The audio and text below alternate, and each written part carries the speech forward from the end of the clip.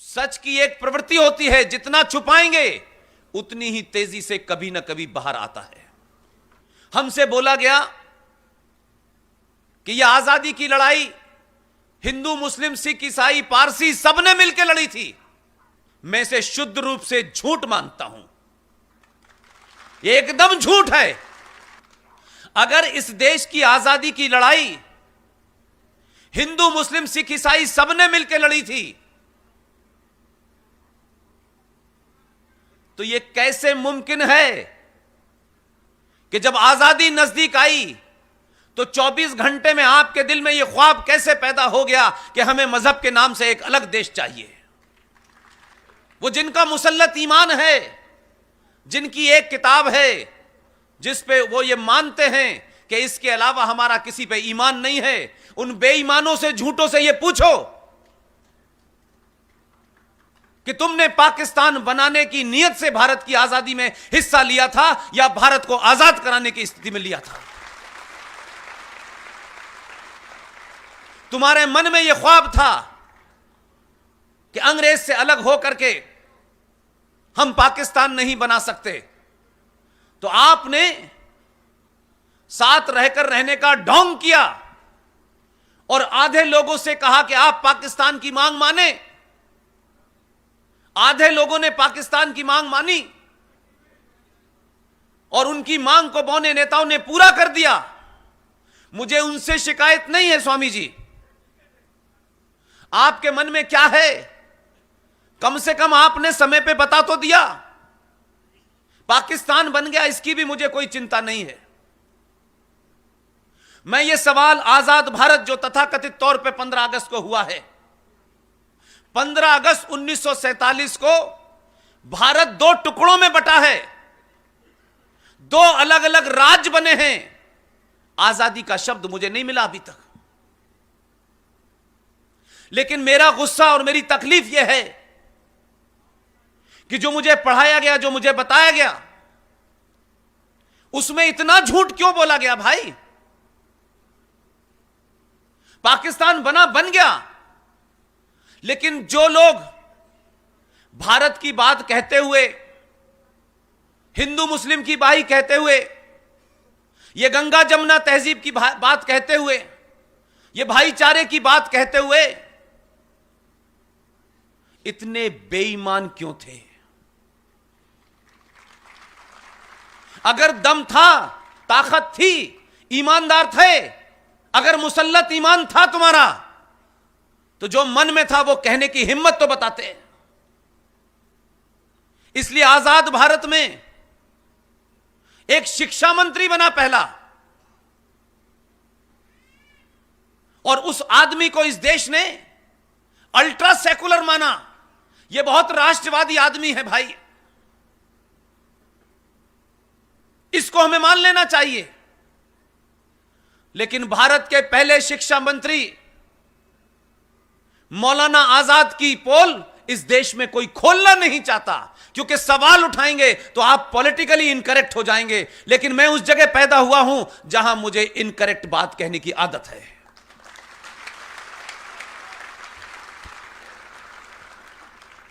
आज 70 साल में यह मुल्क 1946 के देहरी पे खड़ा हुआ है,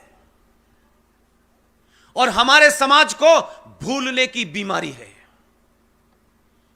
बहुत सारे संत बड़ी ईमानदारी से काम भी कर रहे हैं, लेकिन अपने 25 साल के इस कैरियर में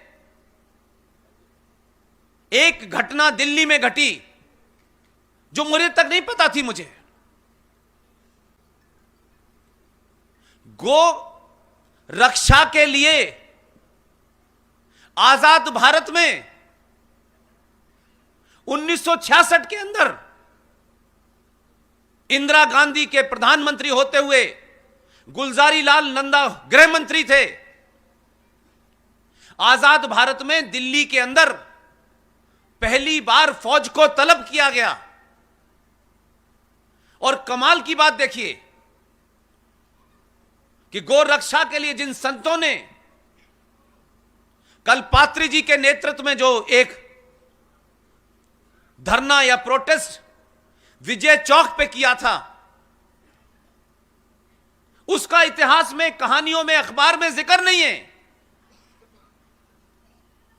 और ढूंढते ढूंढते मुझे 2 साल में एक ऐसा शख्स मिला जो उस पूरे घटनाक्रम का चश्मदीद गवाह था। आज उनकी उम्र कोई 87 साल की है। पार्लियामेंट में उस वक्त वो बैठे हुए थे और सारा मंजर उनकी आंखों का देखा हुआ था। मैंने विजय चौक पे बैठ करके उनका इंटरव्यू किया। इतनी बातें आपसे छुपाई गईं। उनका नाम है मनमोहन शर्मा। उन्हीं ने मुझे यह बात बताई कि उस वक्त संत और ऐसी तमाम हमारी बहनें छोटे छोटे बच्चों के साथ, जिनके हाथ में न कोई कंकड़ था, न डंडा था, न लठिया थी, विजय चौक के प्रदर्शन पर आजाद भारत में सरकार के निर्देशन में, प्रधानमंत्री की देखरेख में फौज ने, और यहां तक कहा गया कि इस पूरे धरना प्रदर्शन को रोकने के लिए हमें दिल्ली पुलिस को लगाना है। सत्ता के लोगों को इस बात की सूचना मिल गई थी कि अगर दिल्ली पुलिस को हमने लगाया तो हो सकता है दिल्ली पुलिस सरकार का ऑर्डर मानने से मना कर दे। उस वक्त के सत्ताधीशों ने कश्मीर मिलिशिया को बुलाया गया, स्पेशल पुलिस आई दिल्ली में। आज से पहले और उसके बाद ऐसी मिसाल नहीं मिलती। और जो लोग सत्याग्रह कर रहे थे, विजय चौक उस जमाने में 66 के अंदर भारत की जो पार्लियामेंट है उसके दरवाजे तक जाने का अधिकार था। और ये साधु संत बिना बताए नहीं विजय चौक पहुंचे थे। 2 साल पहले इन्हीं साधु संतों ने इंदिरा गांधी से बातचीत की थी। इंदिरा गांधी ने उनको भरोसा दिलाया था कि मैं सत्ता में रहूंगी तो सबसे पहले गो हत्या के ऊपर बैन लगाऊंगी। उनका बैन लगाने का इरादा शायद नहीं था। संतों ने निवेदन किया और उसी निवेदन करते हुए हजारों की तादाद में संत विजय चौक पे गए थे दिल्ली में, जहां दिल्ली की देश की सत्ता बैठती है। बिना किसी प्रोवोकेशन के, बिना किसी उकसावे के आजाद भारत में मिलिट्री ने और फौज ने और पुलिस ने एक साथ अगर गोली चलाई तो संतों के ऊपर चलाई। 2500 संत मारा गया उसमें। छोटे छोटे मुंह हुए बच्चे मारे गए उसमें, औरतें मारी गईं। उस चश्मदीद गवाह आज भी जीवित हैं, वो दिल्ली में हैं। आपको ताज्जुब होगा, फौज के ट्रक्स में डेड बॉडीज गई हरियाणा में, कहीं जाकर के उनको फेंक दिया गया। इंस्ट्रक्शन दिए गए मीडिया को कि सिर्फ यह खबर छापनी है, 5 से ज्यादा लोग नहीं मरे हैं। सरकारें क्या करती हैं, मीडिया क्या करता है, लेकिन समाज में तो लोग जिंदा थे। उन्होंने इसको इशू क्यों नहीं बनाया, घर घर तक क्यों नहीं पहुंचाया था? मैं इस खामोशी से चिंतित हूं। यह हमारे समाज की खामोशी एक खतरनाक मोड़ पे पहुंच गई है। इसलिए 1400 साल पुराने एक मजहब ने आपसे बिना शर्माए, बिना डरे, इसलिए कहता हूं, जो ईमानदारी से कोई बात कह रहा है उसकी बात सच मानो। क्योंकि आपको 70 सालों में झूठ बोलने, झूठ सुनने की इतनी आदत हो गई है कि अगर आपका दुश्मन यह बता रहा है कि मुसलमानों ने 800 साल तक इस देश पे राज किया है, हमने इस मुल्क की औरतों को अपने हरम का हिस्सा बनाया है, तो आप उससे कहते हैं नहीं ये झूठ बोल रहा है, ये कम्युनल मुसलमान है, ये कट्टर मुसलमान है। देखिए बाकी तौर पे मुसलमान अच्छा होता है। ये सर्टिफिकेट आपने कब से बांटना शुरू कर दिया?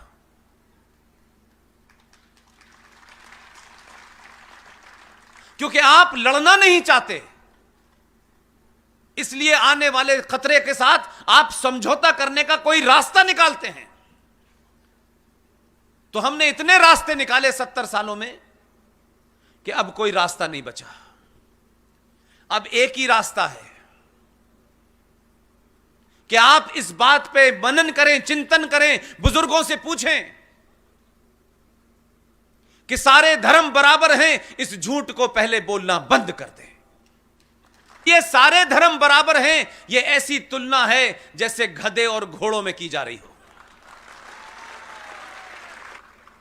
ऐसे ऐसे लोग आपने चुने हैं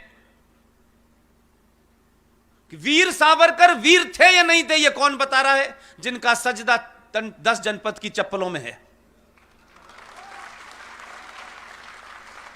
सत्ता की राजनीति करिए,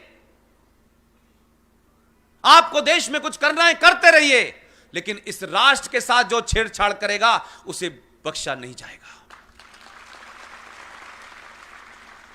हम सबके बीच में एक ही चीज कॉमन है, सत्ता में कौन है और कौन नहीं है, और हमारी बात से कौन खुश होगा कौन नाराज होगा, हमें इसकी चिंता नहीं है।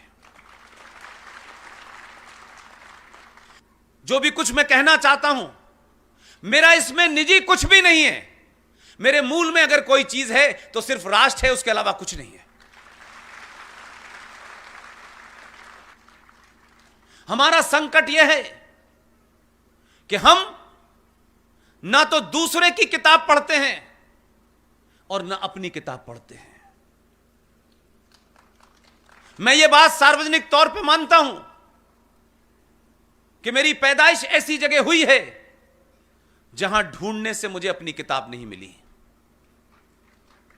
मुझे उसका गम नहीं है, लेकिन आज 70 सालों के बाद इस देश में जब मैं आपके बीच में खड़ा हूं तो मुझे इस बात की खुशी है कि मैंने उनकी किताब पूरी पढ़ ली है।